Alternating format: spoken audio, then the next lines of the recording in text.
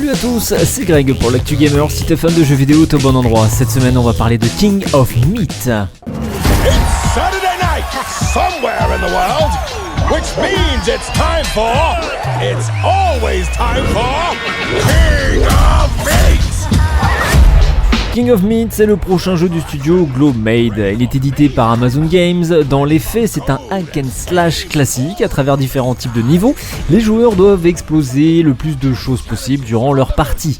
Carton, squelette, ennemi, interrupteur, faire valser son épée à travers le donjon, faire monter un score. Le but étant d'avoir le score le plus élevé à la fin de la partie pour avoir le trophée en or. Une proposition de gameplay classique et qui est tordue à l'aide de l'environnement dans lequel prend place King of Meat. King of Meat se situe dans l'univers de l'Orgok, un univers fantastique rempli d'aventuriers, de squelettes et de pouvoirs magiques. Mais c'est bien à l'ère moderne que notre paysage se bat puisqu'il fait office de spectacle vivant dans un show télévisé. De manière logique, plus la foule est en délire entre les actions réalisées par les 4 joueurs pendant la partie, plus le score monte. La créativité du joueur est mobilisée dans King of Meat, d'autant que le jeu fonctionne par niveau. Avant de lancer une partie, les joueurs doivent se mettre d'accord sur le donjon qu'ils veulent explorer. King of Meat sortira donc sur PC, PS5, Xbox Series et Nintendo Switch le 7 octobre prochain.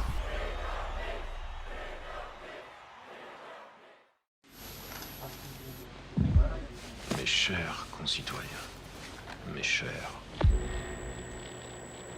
Et pour terminer l'actu gamer, on va parler de Battlefield 6.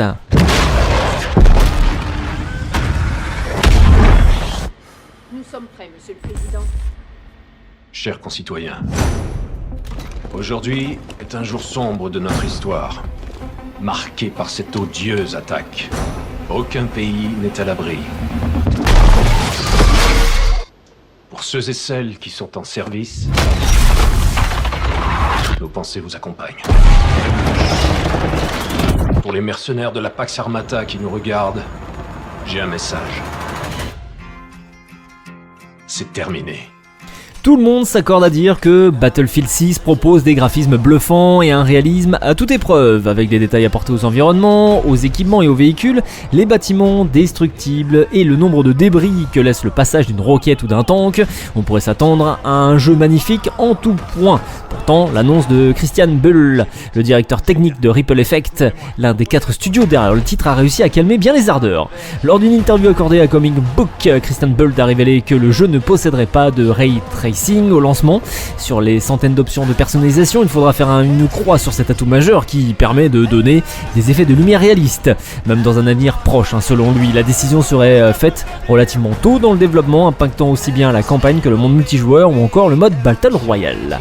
Cette fin d'année 2025 sera chargée en jeux vidéo puisque bien des titres vont être publiés entre ce mois-ci et novembre. Parmi eux, bien sûr, Battlefield 6, le jeu d'Electronic Arts qui s'annonce très bon et les joueurs sont très contents après les récentes sessions de bêta. Il pourra d'ailleurs marquer le grand retour de la licence après Battlefield 5 et Battlefield 2042, deux jeux qui ont déçu une bonne partie des joueurs.